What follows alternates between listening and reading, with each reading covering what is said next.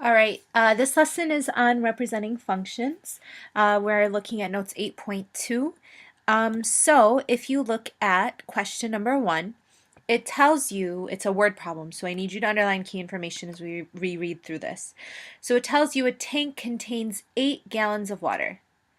Water is then pumped into the tank at a rate of 2 gallons per minute.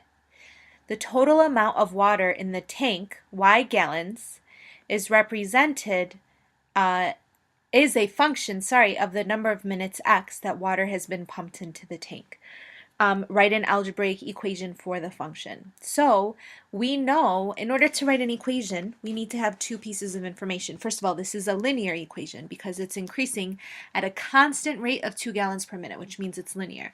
So we need to know what the starting amount is, which is the B, and we also need to know what the rate is, which is the M. So we know that the starting amount is 8 gallons of water. So I'm going to say that the B is 8. And then I also know that the rate of change, the slope, is 2 gallons per minute. So I know it's 2 gallons per minute, which means that my equation is going to have to be y equals 2x plus 8 or 8 plus 2x. Remember, the commutative property says you can do this in any order you want. So then it asks to construct a table of x and y values for the function. So in order to do that, we are going to make our own table since there's no table here. So right here, I know that x stands for the time in minutes, because that's what it tells us right here. The x is the number of minutes. So x is the time in minutes. All right. And then, and we'll say this is minutes. And then we know that y is the amount of water in gallons. Okay? So then I'm going to fill in my information that I have right here. I know that the starting amount at 0 time, there were 8 gallons of water in the pool. Now after 1 minute, in the tank, excuse me, after 1 minute, the tank is increasing at a rate of 2 gallons per minute. So that means that after 1 minute, there were 10 gallons of water in the tank, right? See if you can finish the chart up all the way up until we get to, let's do 4 minutes. See if you can finish the chart up yourself, see what you get, and then compare with mine. Okay, so I got that there should be 12 minutes here, or 12 gallons here, excuse me, 14 gallons here, and 16 gallons here. All right, because again, it's going up at a rate of 2 gallons per minute.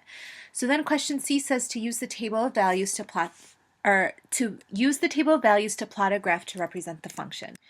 Okay, so in order to do that, we need to set up our graph right here. So we have to see what's going to go on the x-axis and what's going to go on the y-axis. The x-axis is always the independent variable, which is the time in this example. So of course, I need to put 0 in the corner right here, and then we're going to label this time on the bottom, and the unit for time is in minutes. Okay, and then over here on the side, I'm going to label this right here as water, and it is in gallons. So it's the amount of water in gallons. And sorry, I have to squeeze it in order for it to fit. Hopefully you're okay with what I just did. And if you guys notice, the amount of water, the time goes from 0 to 4. It's going to go on farther than 4, but we'll just go up by ones because that will definitely fit. So 0, 1, 2, 3, 4. I'm going to keep going. Okay. And then I'm going to figure out how I can plot this out right here. So it goes all the way up to 16, maybe even farther than 16. So I think if I go up by 2s, that'll be an appropriate amount. So I'll put a 2 here, a 4 here, 6, 8, 10, all the way up. You should, I believe, get up to 20. All right, and then I'm going to go ahead and plot my values. So at time 0, this is a 0 right here, at time 0, there were 8 gallons of water in the pool. So I'll put a dot right here. Okay, at time 1, there were 10 gallons of water in the, I keep saying pool, I mean tank, 10 gallons of water in the tank. After 2 minutes, there were 12, so on and so forth. 3 minutes, 14. 4 minutes, there were 16. So then I'm going to go ahead and connect my points. I know my graph is a function because each input has only one output. I also know it's a function because it passes the vertical line test. All right, and then here's my function. This is what I have, and I have represented the information in 3 different ways: as an equation, as a table, and as a graph. All right, number 2. This time I'm given the information in a table and I'm going to have to graph it and write an equation. So let's look and see what it tells us. The table below shows the total distance, y miles, so that's important, means that distance is represented by y, indicated on the odometer of Ariel's car, and the amount of gasoline used, which is X gallons. So gasoline is in X gallons on a particular day. So we know how much gas she used, and we know how many miles she's driven. So if you look right here, X is the independent variable, so the amount of gasoline is the independent variable, and then the total distance is the dependent variable. So the distance depends on how much gas you have, which should make sense to you. So right here, I'm going to fill in amount of gas, okay? Which is measured in gallons, all right? And then over here, I'm going to fill in total distance. So make sure you label it as total distance. If you need to press pause to get it down, make sure you do so. And make sure you also label that it's in miles, okay? Now, our amount of gas is anywhere between 0 and 5 gallons. So I'm just going to go and put 0 here, 1, 2, 3, 4, all the way up until I get to the end.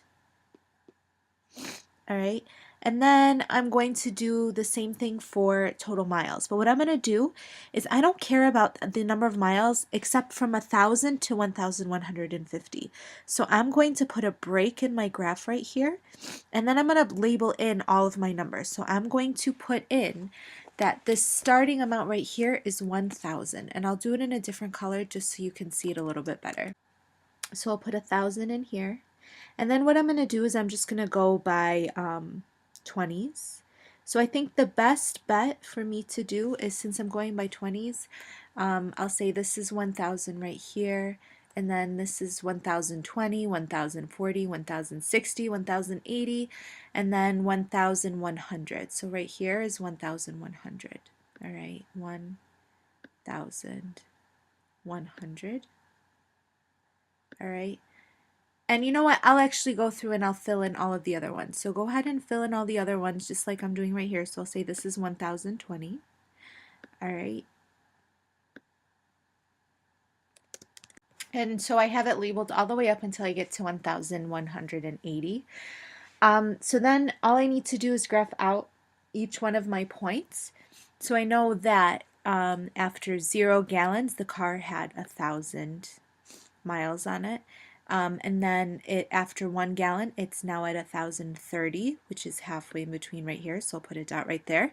2 gallons was 1,060, 3 gallons was 1,090, and then 4 gallons was 1,120, 5 gallons was 1,150.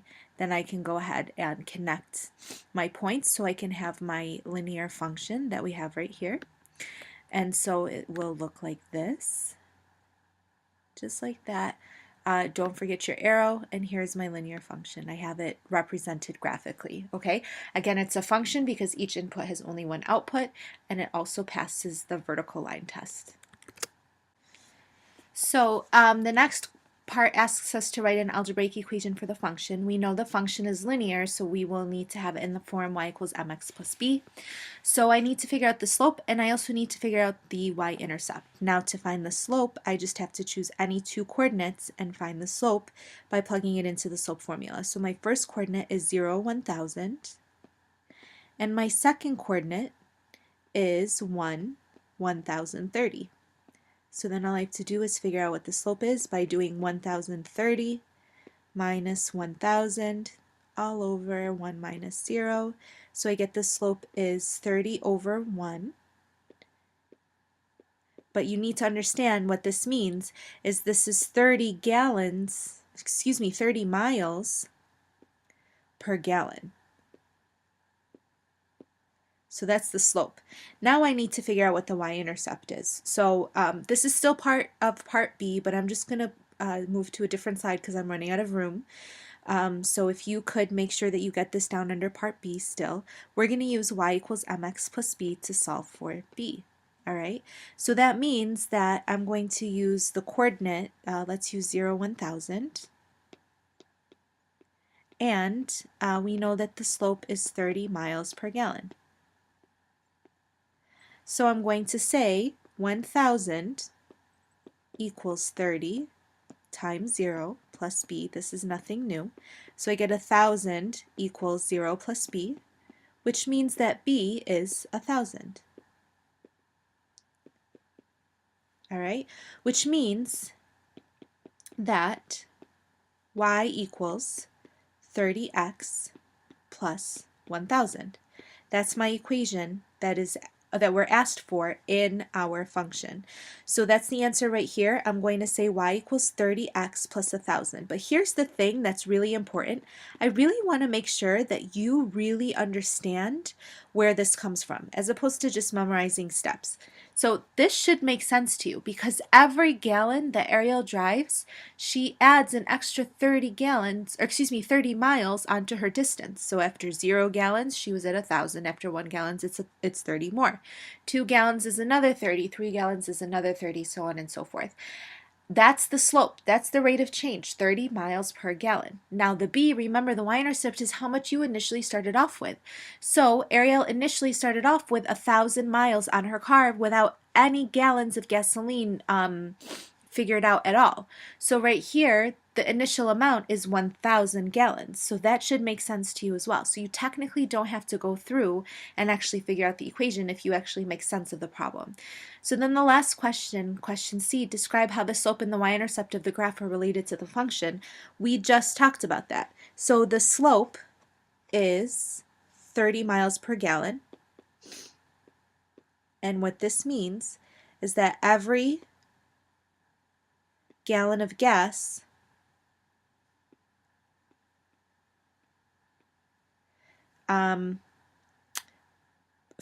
let's say for every gallon of gas, Ariel can drive 20 miles. Okay?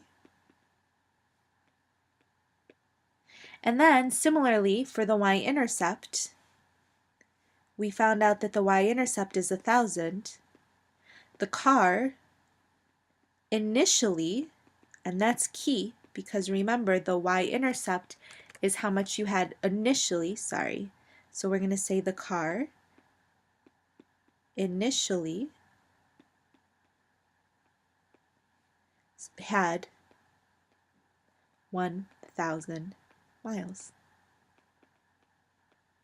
Okay, hopefully you did okay with this this topic because it's basically a review of what we've learned so far earlier on in the school year, but it's something that we're going to need for the next several lessons.